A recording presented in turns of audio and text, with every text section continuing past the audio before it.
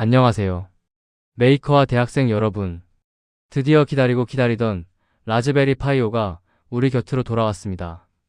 이번 시간에는 단순히 성능이 좋아진 것을 넘어 완전히 새롭게 태어난 이 작은 컴퓨터의 모든 것을 파헤쳐 보려고 해요. 표지에서 보시는 것처럼 이번 모델의 핵심 키워드는 바로 속도입니다. 이전 세대보다 무려 3배나 빨라졌다는 깃발이 보이시나요?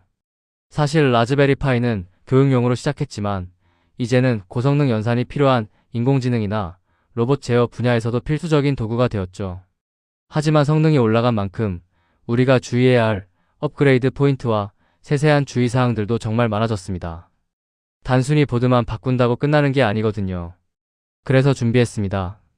이번 가이드를 통해 여러분이 라즈베리 파이 5를 사용하면서 겪을 수 있는 시행착오를 줄여드리고 신제품의 강력한 기능을 200% 활용할 수 있는 비결을 하나씩 전해드릴게요. 자, 그럼 전 세계 메이커들을 설레게 만든 이 작은 초록색 보드 안에 어떤 혁신이 숨어 있는지 지금 바로 다음 장에서 확인해 볼까요? 이번 라즈베리 파이 5는 2019년에 나온 4세대 모델 이후 4년 만에 완전히 새롭게 설계된 풀체인지 모델이에요. 단순히 부품 몇 개 바꾼 수준이 아니라 아키텍처 자체가 완전히 달라졌습니다. 가장 먼저 눈에 띄는 건 브로드컴의 BCM2712 칩셋인데요. 2.4GHz로 동작하는 쿼드코어 프로세서가 탑재되어 이전보다 2배에서 3배 정도 빠른 속도를 자랑합니다. 그리고 이번 모델의 가장 큰 자부심은 바로 라즈베리 파이 재단이 직접 설계한 알피온 사우스 브리지 실리콘을 최초로 탑재했다는 점이에요. 이 독자 설계 덕분에 입출력 성능이 비약적으로 향상되었습니다. 이제는 이 작은 보드 하나가 데스크톱 컴퓨터의 경험을 완벽하게 대체할 수 있는 이른바 에브리싱 컴퓨터가 된 것이죠. 4년이라는 긴 시간 동안 준비한 만큼 연산 능력부터 데이터 처리 방식까지 모든 것이 빨라졌습니다. 이 작은 보드가 어떻게 이런 압도적인 성능을 내는지, 그리고 그 중심에 있는 프로세서의 세부 스펙은 어떤지 이제 더 자세히 파헤쳐 보겠습니다. ARM 코텍스 A76 프로세서가 2.4GHz로 동작합니다. 여기서 ARM 코텍스 A76은 두뇌 역할을 하는 코어의 설계 방식이고 2.4GHz는 1초에 약 24억 번의 신호를 처리한다는 의미예요. 이전 모델인 A72 기반의 1.8GHz와 비교하면 체급 자체가 달라진 거죠. 결과적으로 CPU 성능이 2배에서 3배 정도 향상되었습니다. 특히 이번에는 암호화 확장 기능과 코어당 512KB의 L2 캐시가 탑재되었는데요. 512KB는 데이터를 임시로 저장하는 아주 빠른 메모리 공간을 말합니다. 이 캐시 메모리 덕분에 복잡하고 무거운 연산 작업도 아주 가볍게 처리할 수 있게 되었어요. 그래프를 보시면 아시겠지만 이전 세대와는 비교조차 안 될 정도로 높은 성능 지표를 보여줍니다. 이제는 컴파일 속도나 대용량 데이터 처리에서도 답답함을 느끼지 않으실 거예요. 이렇게 강력해진 연산 능력은 최근 가장 핫한 분야인 인공지능 프로젝트에서 진가를 발휘하게 되는데 그 놀라운 결과치를 함께 보시죠. 홀로 V8 모델을 기준으로 640/640 해상도 입력을 처리할 때 약 12fps를 기록합니다. 여기서 640/640은 영상의 가로 세로 픽셀 수를 의미하고 12fps는 1초당 12장의 화면을 분석한다는 뜻입니다. 즉 딥러닝 모델을 실시간에 가깝게 구동할 수 있다는 것이죠. 성능 지표를 더 자세히 볼까요? 모바일랩 V3라는 인공지능 추론시간 테스트에서 파이4는 72.81m초가 걸렸는데 파이5는 단 13.25m초 만에 끝냈습니다. 밀리초는 1000분의 1초를 의미하니까 무려 5배 이상 빨라진 셈이죠. 이 정도면 고가의 전용 장비 없이도 엣지 인공지능이나 머신러닝 프로젝트를 충분히 수행할 수 있는 최고의 가성비 도구가 됩니다. 캡처 인식이나 실시간 영상 분석을 꿈꾸던 메이커들에게는 그야말로 게임 체인저가 나타난 것이죠. 하지만 이런 강력한 성능 뒤에는 보이지 않는 곳에서 묵묵히 데이터를 나르는 해결사가 숨어 있습니다. 바로 입출력의 병목 현상을 해결한 새로운 칩셋의 이야기입니다. 이전 모델인 파이4에서는 CPU가 계산도 하고 데이터 입출력까지 모두 직접 관리해야 했어요. 그러다 보니 데이터가 한꺼번에 몰리면 병목 현상이 생겨서 제 성능을 다 내지 못하는 경우가 많았습니다. 이번 라즈베리 파이 5는 이 문제를 해결하기 위해 입출력 기능을 전담하는 알피온 사우스 브리지 칩을 별도로 탑재했습니다. 사우스 브리지란 컴퓨터에서 주변 장치들과의 소통을 담당하는 핵심 부품을 말해요. 이 칩 덕분에 USB 대역폭이 2배나 늘어났고 카메라나 디스플레이를 처리하는 속도와 안정성이 비약적으로 상승했습니다. 쉽게 말해 CPU는 복잡한 계산에만 집중할 수 있게 하고 데이터 심부름은 RP1 칩이 완벽하게 전담하도록 역할을 나눈 것이죠. 덕분에 고해상도 영상을 전송하거나 여러 개의 USB 장치를 연결해도 시스템이 멈칫거리지 않고 매끄럽게 돌아갑니다. 이렇게 내부 도로를 시원하게 닦아놓으니 이제는 외부 저장 장치와의 연결 속도마저 욕심내기 시작했는데요. 드디어 우리 모두가 바랐던 인터페이스가 추가되었습니다. PCIe 2.01배속 인터페이스를 지원하여 초당 약 390MB의 속도를 냅니다. PCIe는 고속 데이터 전송을 위한 통로 규격이고 메가바이트 퍼 세컨드는 1초당 전송되는 데이터의 양을 100만 바이트 단위로 나타낸 것입니다. 기존 SD카드보다 4배 이상 빠른 초고속 저장 장치를 사용할 수 있게 된 것이죠. 수치로 비교해 볼까요? 일반적인 SD카드의 읽기 속도가 초당 약 90MB 수준이라면 NVMe SSD를 장착했을 때는 초당 약 390MB까지 올라갑니다. 실제로 부팅 속도를 측정해보면 SSD 사용 시 단 19.49초 만에 바탕화면이 뜹니다. 시스템의 전체적인 반응 속도가 스마트폰처럼 빠릿빠릿해지는 걸 체감할 수 있어요. 이제는 용량이 큰 프로그램을 실행하거나 대용량 파일을 복사할 때 더 이상 지루하게 기다릴 필요가 없습니다. 다만 이 강력한 기능을 쓰기 위해서는 외형적인 변화도 함께 받아들여야 하는데요. 아쉽게도 우리가 기존에 쓰던 케이스와는 작별을 고해야 할 시간입니다. 가장 중요한 경고사항입니다. 여러분이 기존에 사용하시던 라즈베리 파이 4 케이스는 이번 모델에서 절대 재사용할 수 없습니다. 그림을 보시면 아시겠지만 이더넷 포트와 USB 포트의 위치가 서로 뒤바뀌었거든요. 또한 오랫동안 자리를 지켰던 3.5mm 오디오와 비디오 잭이 사라졌습니다. 대신 그 자리에 실무자들에게 꼭 필요한 새로운 포트들이 들어왔어요. 디버깅을 위한 전용 UART 커넥터 전원이 꺼져도 시간을 기억하는 RTC 배터리 커넥터 그리고 냉각을 위한 전용 팬 헤더가 추가되었습니다. 외형은 비슷해 보일지 몰라도 속을 들여다보면 완전히 다른 배치를 가지고 있는 셈이죠. 3.5mm 잭이 없어진 건 아쉽지만 더 전문적인 개발 환경을 구축할 수 있도록 진화했다고 볼 수 있습니다. 이렇게 포트 구성까지 바뀐 이유는 단 하나입니다. 더 강력해진 성능을 안정적으로 뒷받침하기 위해서죠. 특히 전원을 켜고 끄는 방식부터가 완전히 달라졌는데 어떤 편리한 기능들이 추가되었는지 확인해 보시죠. 그동안 라즈베리 파이를 쓰면서 전원을 끄기 위해 케이블을 직접 뽑아야 했던 불편함 다들 기억하시죠? 드디어 라즈베리 파이 5에 온보드 전원 버튼이 탑재되었습니다. 이제는 우아하게 버튼 클릭 한 번으로 전원을 켜고 끌 수 있어요.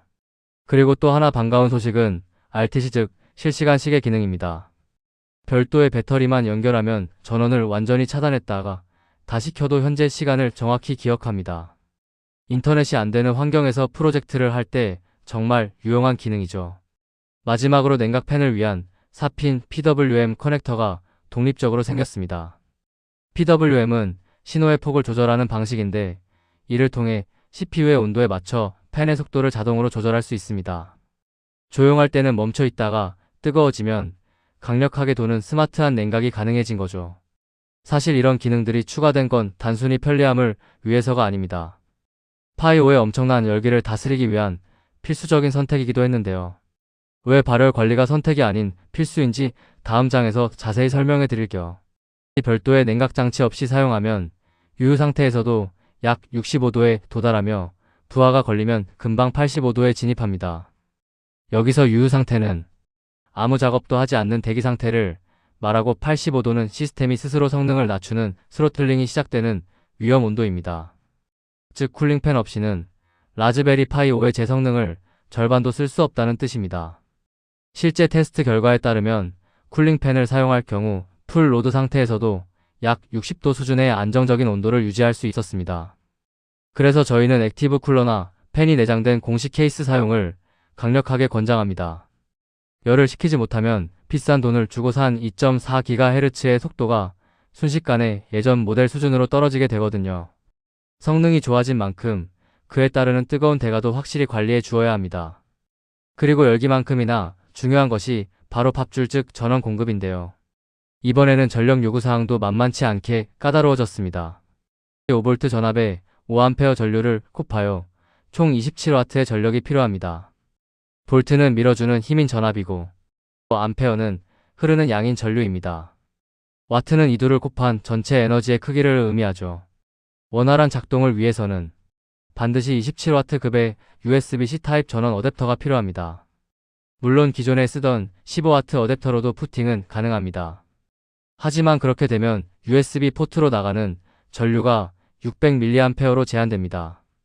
600mA는 아주 적은 양이라서 SSD나 마우스 키보드 같은 주변 기기를 여러 개 연결하면 전력이 부족해 시스템이 불안정해질 수 있어요. 특히 고성능 프로젝트를 계획 중이라면 반드시 27W 정품 어댑터를 사용하시길 바랍니다. 넉넉한 전력이 뒷받침되어야만 우리가 원하는 고속 인터페이스와 화려한 멀티미디어 기능을 마음껏 누릴 수 있으니까요. 자, 그럼 이렇게 든든한 전원을 먹고 자란 파이오가 크리에이터들을 위해 어떤 확장성을 보여주는지 알아볼까요? 4K 해상도의 영상을 초당 60프레임으로 2대의 모니터에 동시에 출력합니다. 4K는 풀 HD보다 4배 더 선명한 고해상도이고 60프레임은 끊김없이 아주 부드러운 화면 움직임을 의미합니다. 이제 이 작은 보드 하나로 전문가급 듀얼 모니터 환경을 구축할 수 있습니다. 또한 업그레이드된 미피 포트에도 주목해야 하는데요. 기존 1레인에서 4레인으로 늘어나면서 데이터 대역폭이 3배나 증가했습니다.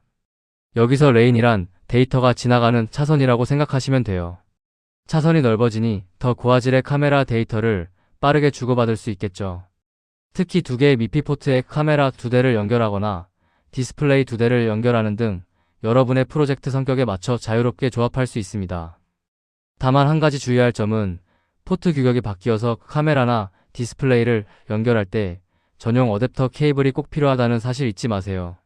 자, 이제 성능부터 확장성까지 모두 살펴봤는데 그럼 어떤 모델을 사는 게 가장 합리적일지 고민되시죠? 성능이 좋아진 만큼 가격도 조금 올랐습니다. 고성능 LPDDR4X 메모리를 채택하면서 부품 원가가 상승했기 때문인데요. 현재 시장에서는 크게 두 가지 옵션이 주로 선택됩니다. 먼저 4GB 모델은 대략 $60에서 $80 사이에 형성되어 있는데 일반적인 학습이나 웹서핑 그리고 가벼운 제어 프로젝트용으로 아주 충분합니다. 반면 8GB 모델은 $80 이상의 가격대지만 듀얼 모니터를 본격적으로 쓰거나 무거운 인공지능 모델을 돌리는 헤비 멀티태스킹 사용자에게 추천합니다. 여기서 팁을 하나 드리자면 단순히 센서를 제어하거나 서버용으로만 쓰실 분들은 4GB 모델만으로도 충분히 차고 넘치는 성능을 경험하실 수 있습니다. 무조건 비싼 걸 사기보다 여러분의 프로젝트 목적에 맞는 용량을 선택하는 지혜가 필요하겠죠. 이제 구매를 결정하셨다면 장바구니에 빠뜨린 건 없는지 최종 점검을 해볼 차례입니다. 대학생과 초보자를 위한 필수 체크리스트를 정리해드릴게요. 처음 시작하시는 분들을 위해 장바구니에 꼭 넣어야 할 5가지를 정리해드립니다. 첫째, 당연히 라즈베리 파이 5본체입니다. 처음이라면 4GB 모델을 추천해요. 둘째, 별표 5개짜리 액티브 쿨러입니다. 앞서 말씀드렸듯이 이건 선택이 아니라 필수입니다. 셋째, 27W USB-C 타입 PD 전원 어댑터입니다.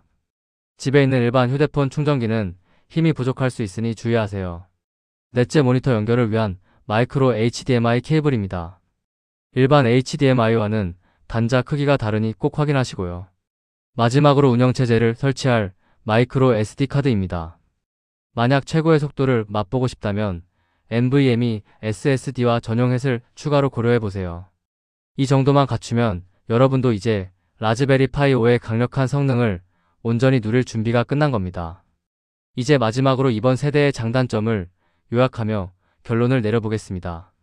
자, 이제 결론입니다. 라즈베리 파이 5는 데스크톱급의 속도와 PCA 확장성, 그리고 강력한 인공지능 성능이라는 확실한 장점을 가지고 있습니다. 물론 발열 관리가 까다로워졌고 초기 구축 비용이 조금 높아졌으며 기존 액세서리를 못 쓴다는 단점도 있죠. 하지만 분명한 건 이전 모델인 파이4와는 아예 차원이 다른 물건이라는 점입니다. 고해상도 영상 처리가 필요하거나 복잡한 머신러닝 모델을 돌려야 하는 프로젝트를 계획 중이라면 고민하지 말고 지금 바로 업그레이드 하세요. 이 작은 보드가 여러분의 상상력을 현실로 만드는 시간을 절반 이하로 줄여줄 겁니다. 지금까지 라즈베리 파이 필드 가이드와 함께 했습니다. 감사합니다.